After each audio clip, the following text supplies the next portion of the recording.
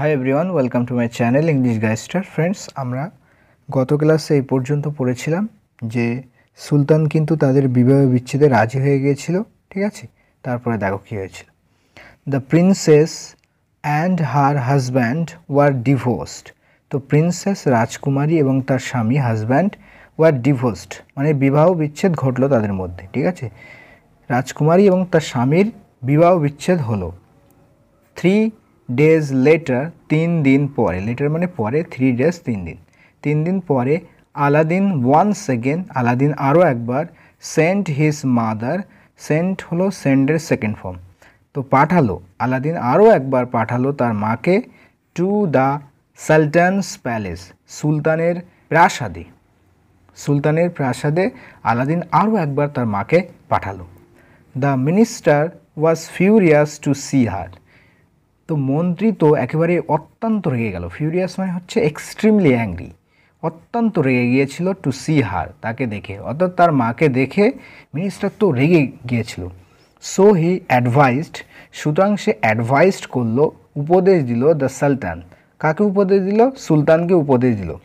তাই সে সুলতানকে উপদেশ দিয়েছিল টু ডিমান্ড ডাউরি, ডাউরি মানে হচ্ছে পণ, ওকে।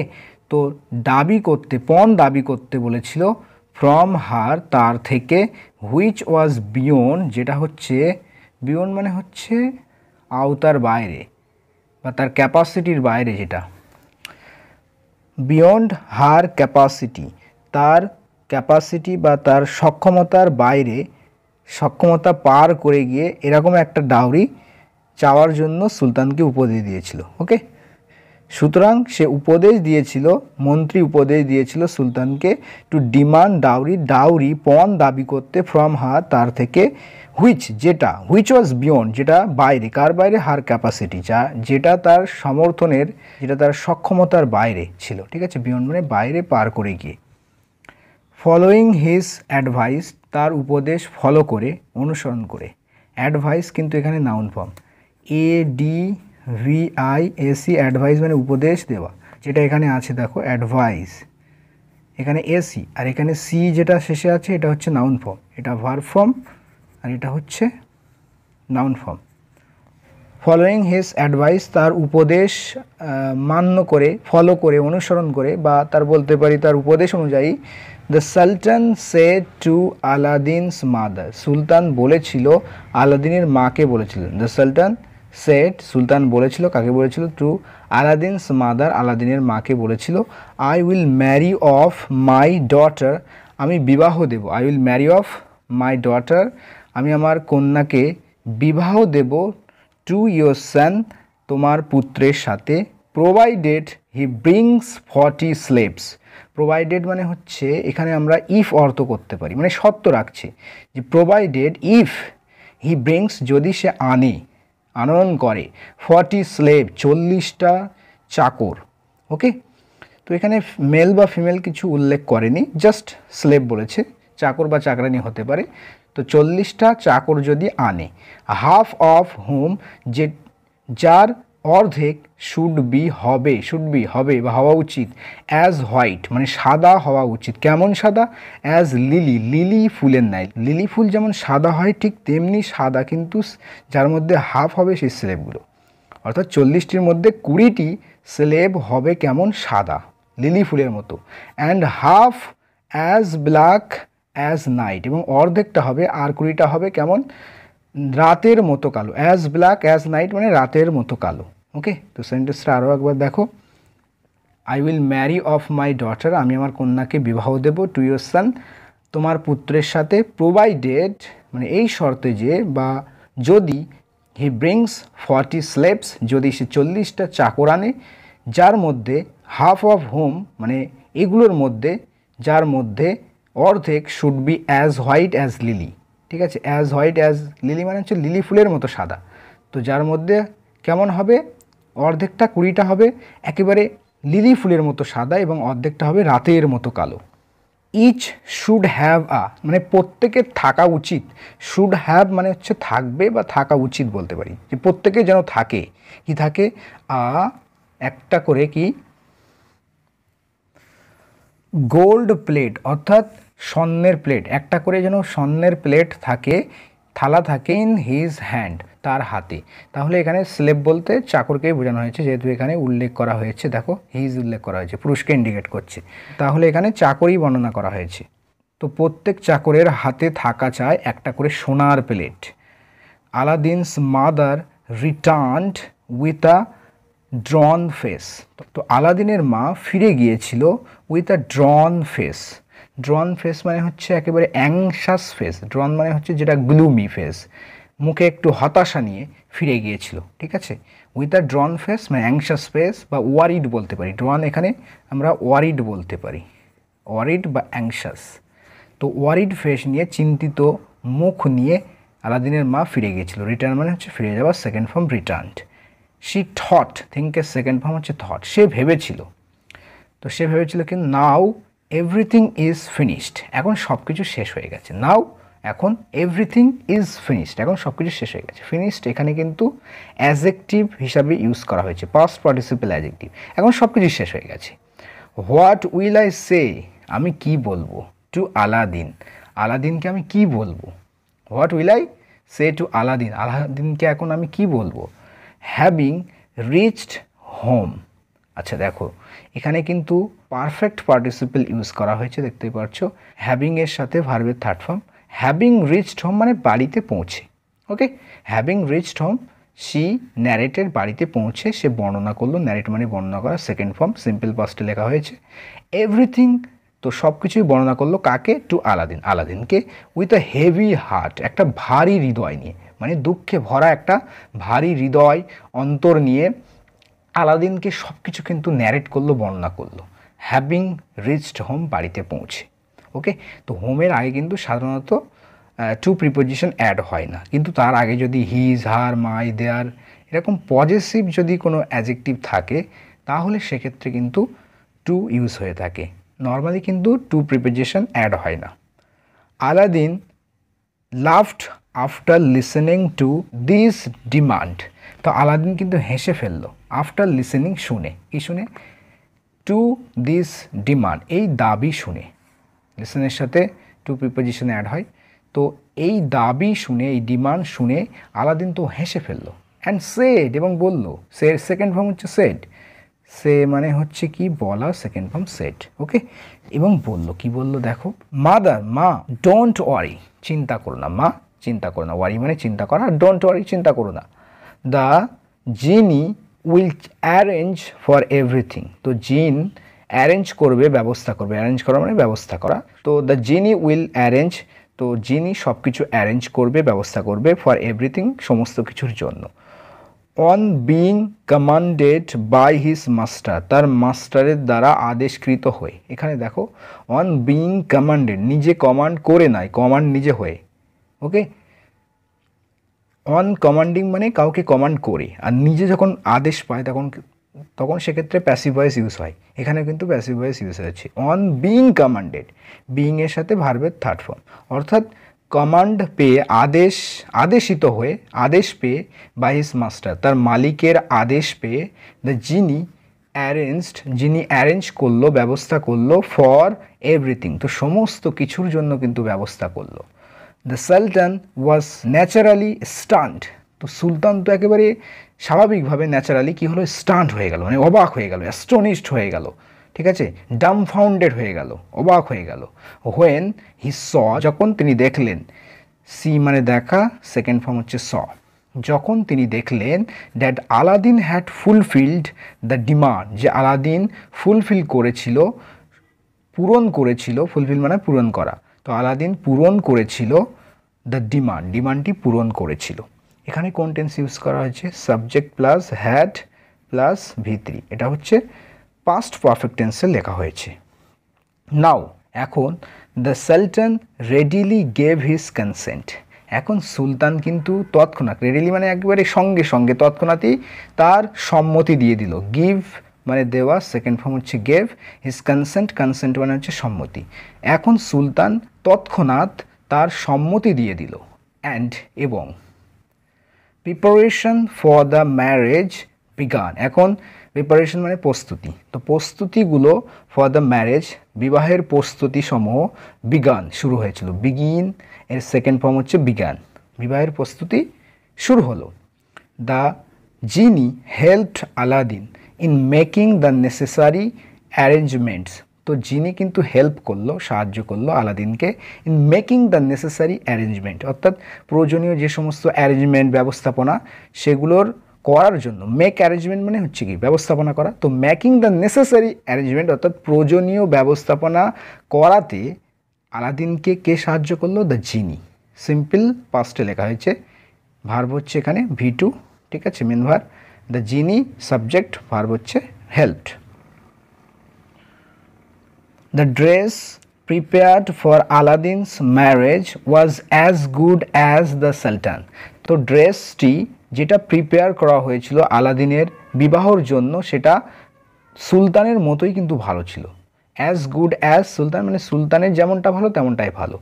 এখানে দেখো ড্রেসের পরে V3 ইউজ করা হয়েছে, অর্থাৎ এটা হচ্ছে পাস্ট পার্টিসিপল অ্যাডজেক্টিভ, এখান থেকে এই পর্যন্ত অ্যাডিশনাল ইনফরমেশন, অর্থাৎ ড্রেসটি ছিল সুলতানের মতো ভালো, যে ড্রেসটি প্রিপেয়ার করা হয়েছিল, প্রস্তুতকৃত বলতে পারি আলাদিনের বিবাহের জন্য।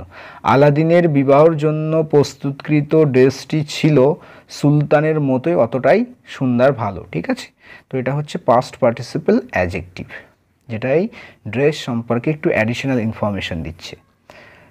ওকে, and a white horse was arranged, এবং একটা সাদা হর্স ঘোড়া কিন্তু ব্যবস্থা করা হয়েছিল, were arranged, passive voice use করা হয়েছে, সিম্পল পাস্টের passive, was arranged, on which he was to be seated, যার উপর তাকে বসানো হয়েছিল। অন হুইচ মানে যার উপরে, হি ওয়াজ টু বি সিটেড, এখানে কিন্তু ইনফিনিটিভের প্যাসিভ করা হয়েছে, টু বি প্লাস V3, অর্থাৎ যার উপর তাকেই কিন্তু বসানো হয়েছিল। অন হুইচ মানে যে ঘোড়াটার উপরে, হি ওয়াজ টু বি সিটেড তাকেই বসানো হয়েছিল, বা বলতে পারি তার উপরে তার বসানোর কথা আর কি, সে বসে যাবে। Costly clothes were also prepared for Aladdin's mother, costly অর্থাৎ মূল্যবান, ক্লোথস জামা কাপড়, মূল্যবান জামা কাপড়ও কিন্তু প্রস্তুত করা হয়েছিল ফর আলাদিনস মাদার, আলাদিনের মায়ের জন্য। এখানে দেখো কোস্টলি এলয় যুক্ত আছে, তো কিছু কিছু এলয় যুক্ত অ্যাডজেক্টিভে হয়, এটা কিন্তু এখানে অ্যাডজেক্টিভ হিসাবে ইউজ করা হয়েছে।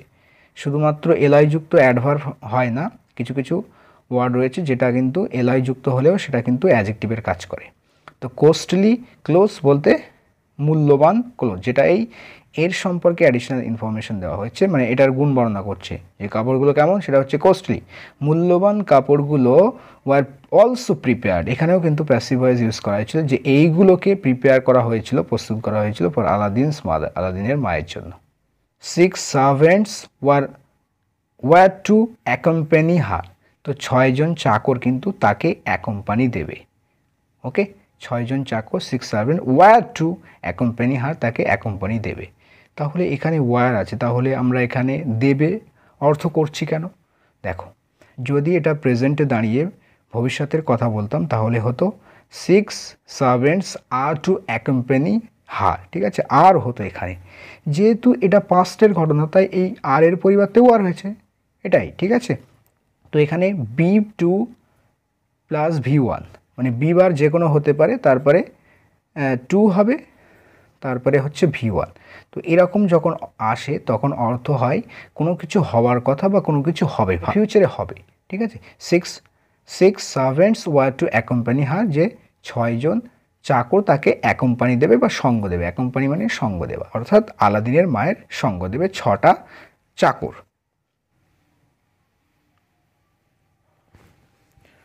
When the marriage procession proceeded towards the royal palace, যখন ম্যারেজ প্রসেশন মানে হচ্ছে বরযাত্রী, ঠিক আছে, আমরা যেটা বাংলায় বরযাত্রী বলি সেটাই হচ্ছে ম্যারেজ প্রসেশন।